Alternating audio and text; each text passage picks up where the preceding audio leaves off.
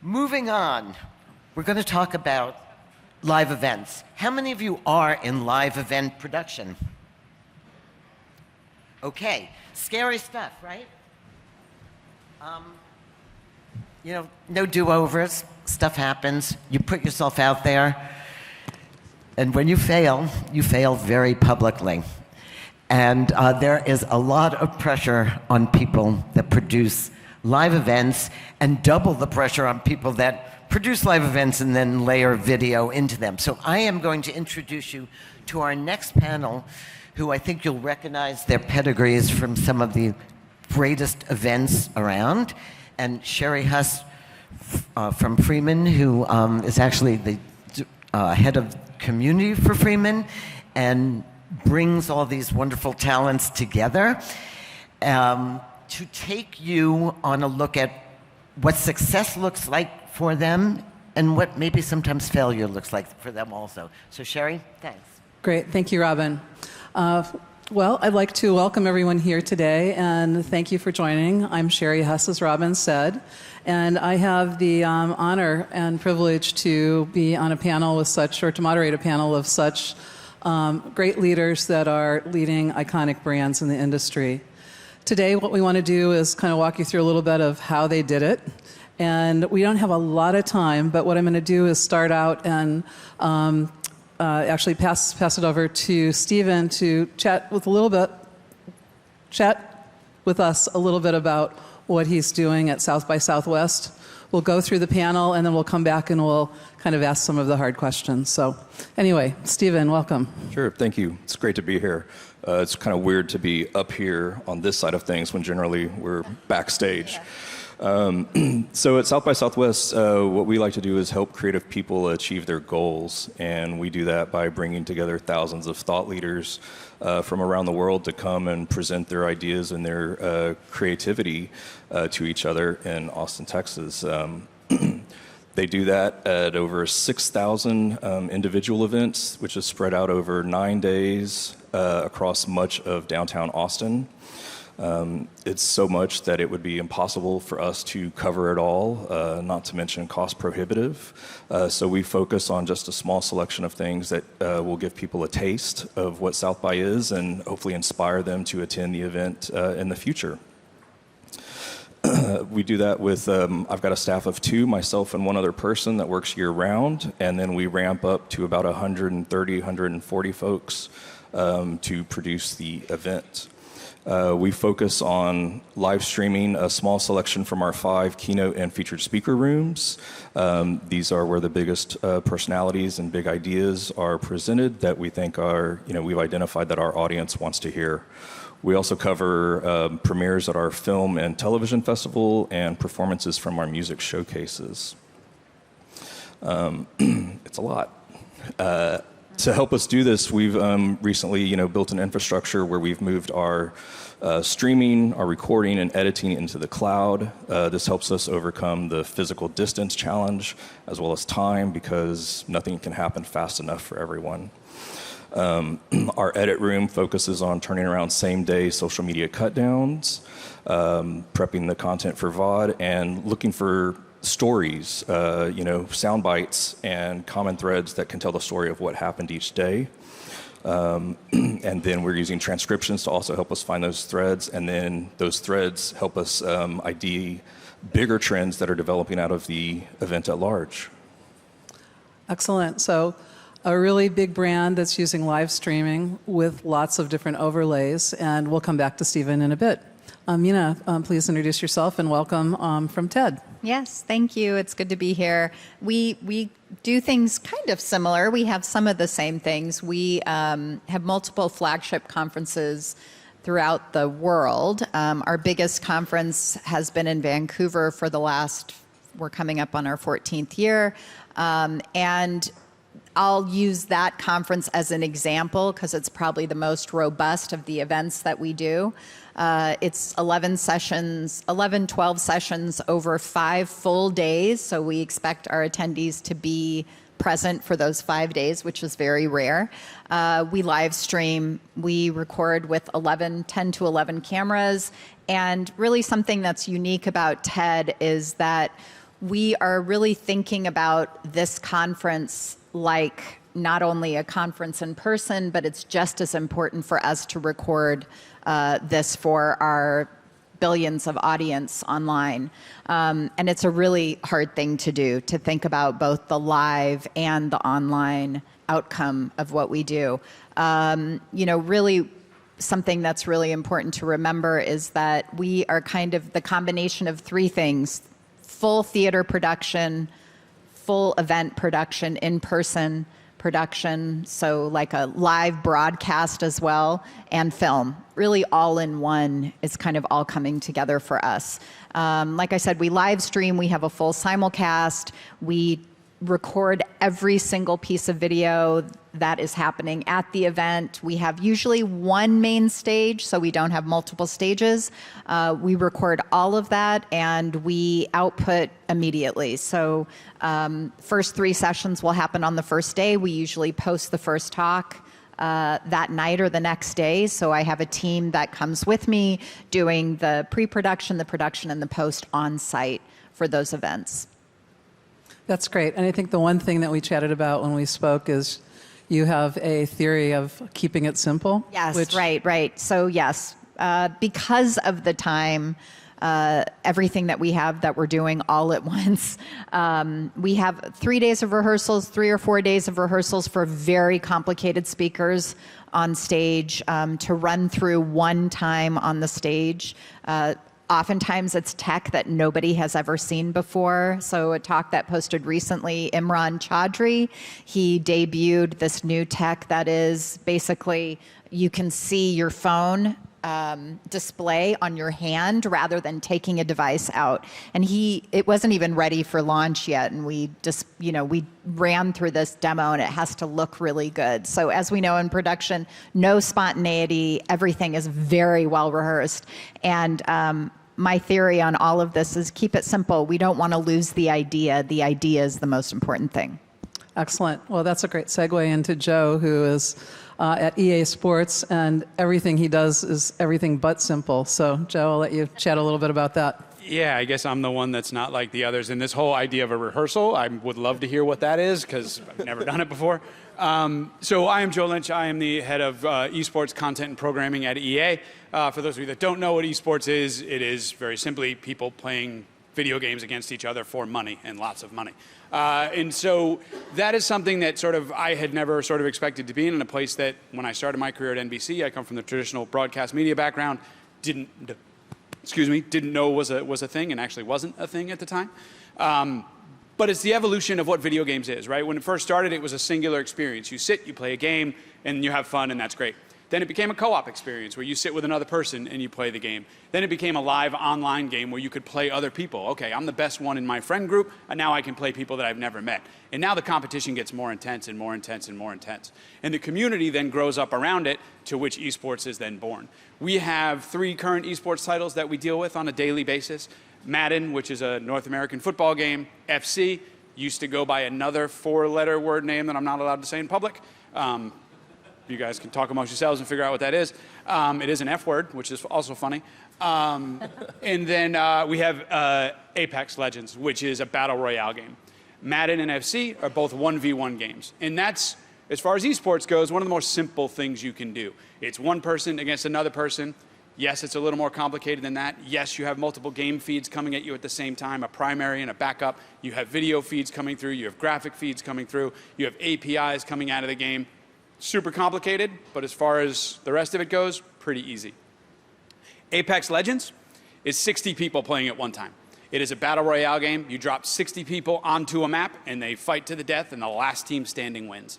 And so, she had made a comment about sort of new tools. We are constantly creating new tools, sometimes in the middle of shows, because we're constantly dealing with the audience, right? So back in traditional media, you don't get that instant feedback. You got to wait for the fast nationals, and sometimes a couple of days later, you'll get some ideas of what the ratings were. Not in esports, man. You're getting the chat, you're getting Twitter, you're getting Reddit, you're getting things in real time. And so you're understanding, what is the audience missing? What do they need? What new tools do they need to understand what's happening in a very, very complicated game? So esports in general, really complicated. You throw a battle royale in there, it is unbelievably complicated, and we're figuring it out every day. But that's why we do this, because it's super fun to figure out. Excellent. Thank you. And we'll have more questions for you, too. Victor, please, welcome. Thank you. Hi, everyone. Victor Torregroza, Events Program Manager at Intel Corporation. One of the things I'm focused on as an Events Program Manager at Intel is a couple things: simplicity, joy, and then video as one part of that whole event experience. One of the things I've noticed after the Control-Alt-Delete that God put upon us just a few years ago is people just want to have authentic, joyful, meaningful experiences. And I just came back from the World Economic Forum. The week before that, I was at CES, and then right after Thanksgiving, I was at AWS reInvent. And we came across a situation where legal wouldn't clear us to use a song. So AI is affecting content issues, Hollywood, Netflix, actors, artists, etc. So we dipped our toe into some new technology, some video, and some AI, and we got great feedback from the audiences. So, Sherry, can we show a little clip? So this is just a rehearsal. I think we just hit play. We'll go one more.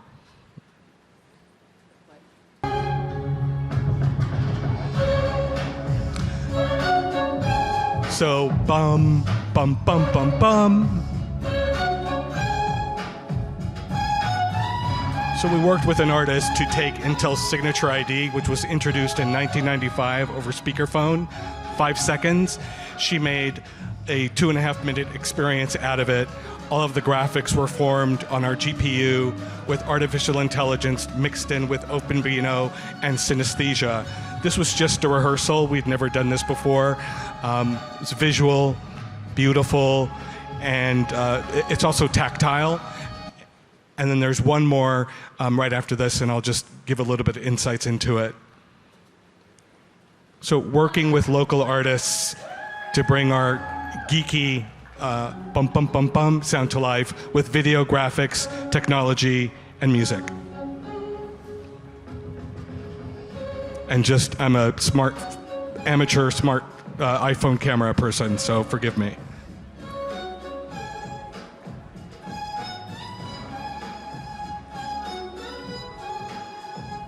So taking something old, working with our engineers and all of the video and audio teams that were with us at this program to make a really engaging experience that was part of our CES showcase. Thank you. So what I really love is the fact that you took a challenge, which, legal comes down and says, no. Legal said no, and I want to keep my job. Absolutely. So you took something that from your bag and you actually moved it forward. Using a lot of new technology.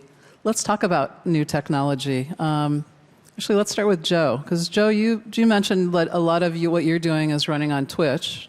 And I remember you had said something that Twitch had discontinued, a tool that you were relying on. Maybe you could share a little bit about that with us. Sure. So, like I said, with Apex, this battle royale, you have 60 players on a map. From a storytelling perspective, it's a really, really hard thing to do, to give everybody context as to what's going on the map and where different teams are and how people are doing. And so we had to come up with a way to help tell that story. At the time, 2 years ago, Twitch had a product called Command Center, which was an opportunity to basically send multiple feeds to the same channel so that people could kind of pick their own sort of view in what they wanted to watch.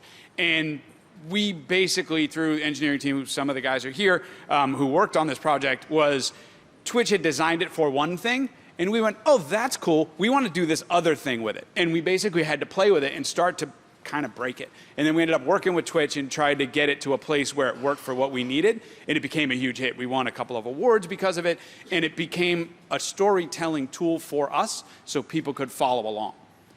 Now, we were using it in a way that it wasn't designed. And as Twitch had it and they were funding it and they were supporting it, we were the only ones really using it. And so they couldn't really justify keeping it alive. And we had to beg, borrow, and steal to say, look, can you keep it alive for this much longer? Can you just let us get through the season and then we'll sort of leave you alone?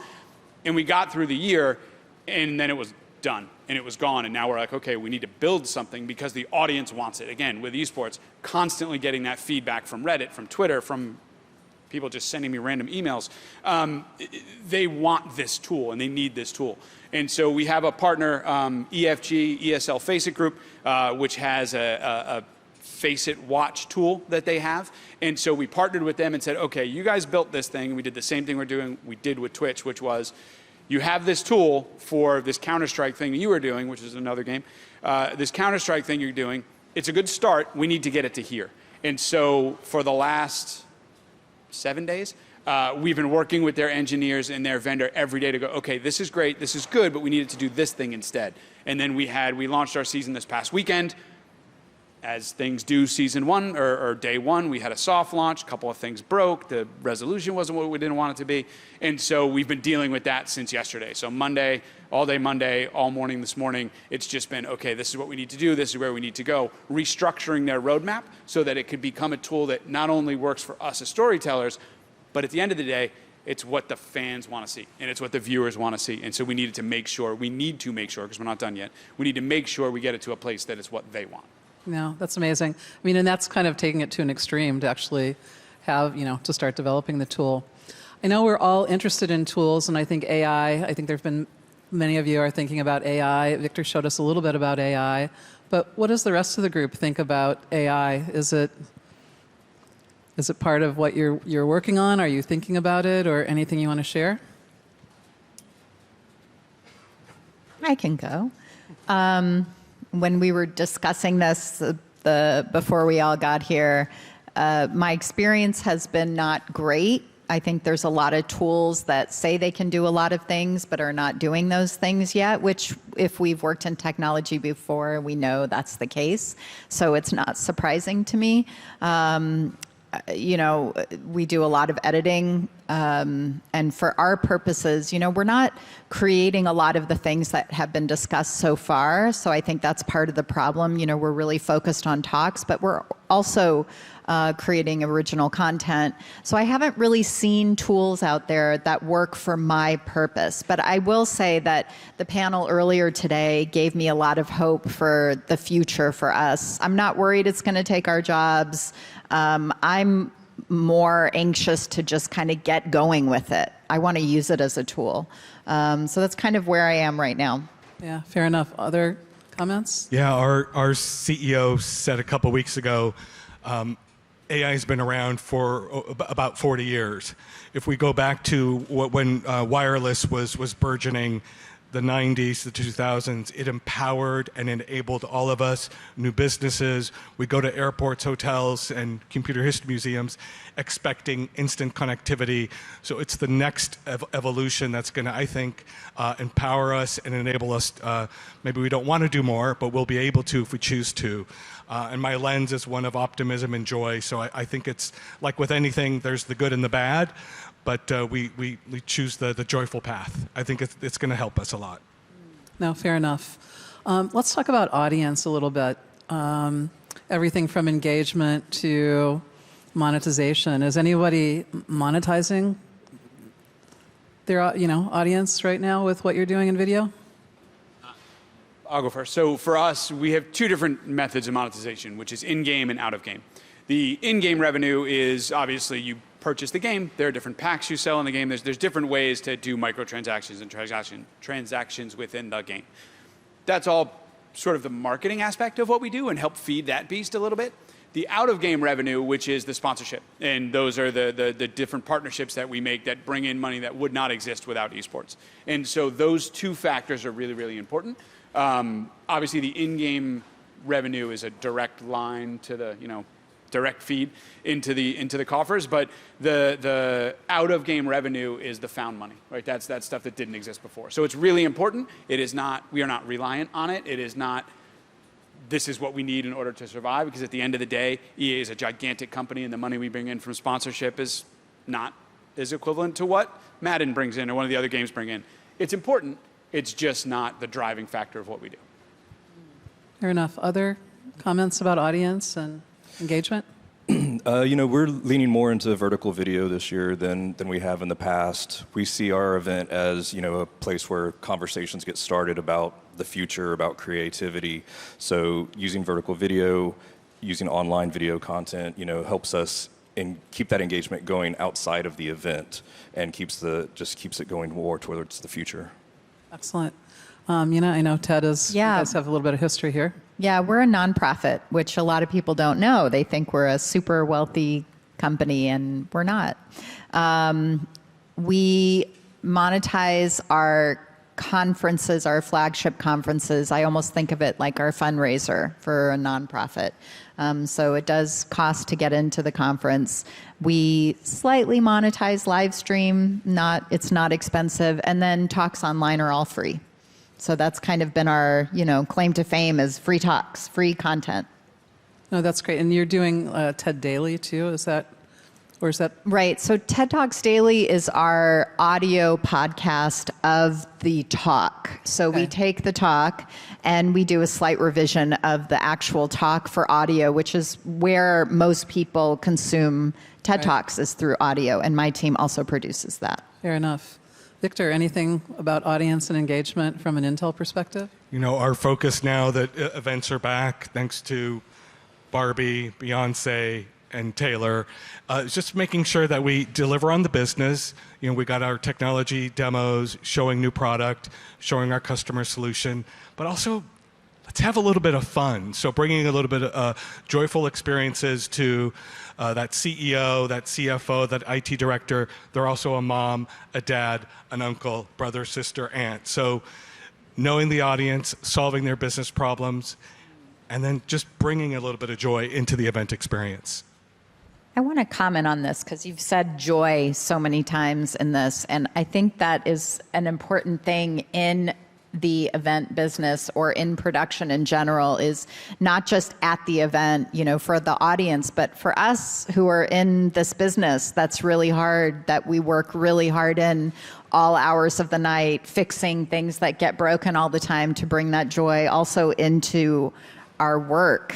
And that's something that has been something that I've really focused on in my work, working mostly in broadcast television, which is really joyless and more than joyless, so stressful and surrounded by just money and what is the rating and so much pressure, right? And bringing that joy back.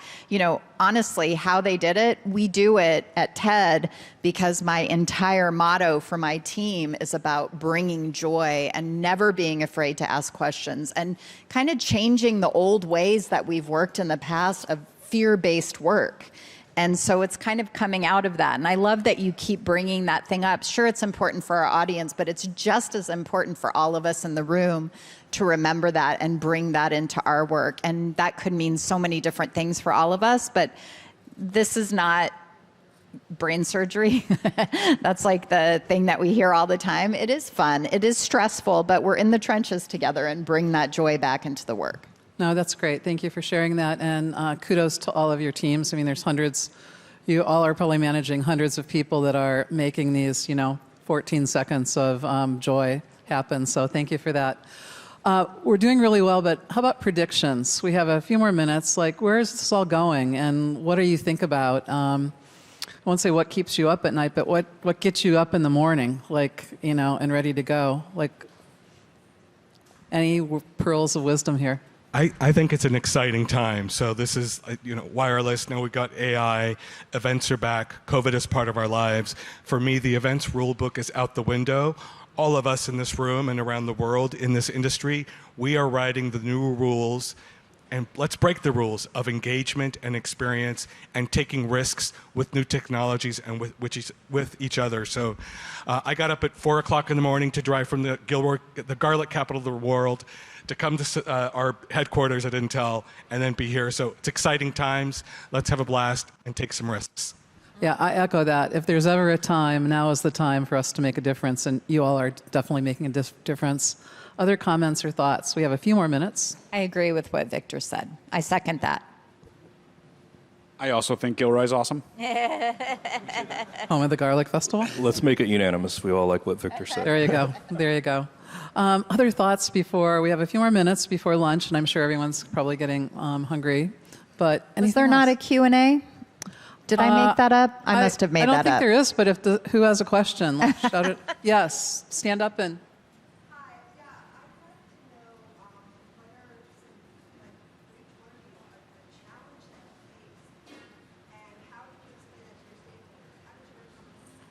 So the question is, what's a challenge that each one of you have had from a live event perspective, and how did you recover from it? Go.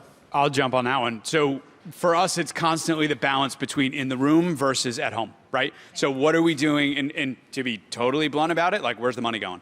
Am I spending money on the people in the room, or just as an example, Apex Legends, right? We do an event at an arena that's got 5,000 people. There's 10 million people watching at home. I need to make sure that the people in the room are having fun, but I also need to make sure that I'm putting the resources behind the feeds and the systems that are going out of house. So that's a constant balancing act, because it's not just, it's beyond just, hey, they got to have a good time so that they talk about it well on Twitter and everybody's in a good mood and the community feels appreciated.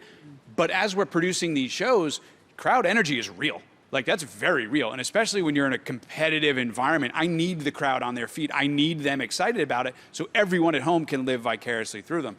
And it's a constant state of, where does the money go? Excellent. Thanks, Joe. Anyone else? It's the same for us. In the room, the most influential people are sitting in that room, but it doesn't translate to video all the time. And that is constantly the balance for us. It's extremely stressful to try to figure that out, and always something that I fight with. But a lot of the times it's about, okay, I'll have to give up this in order to get this, and making those decisions on the fly all the time.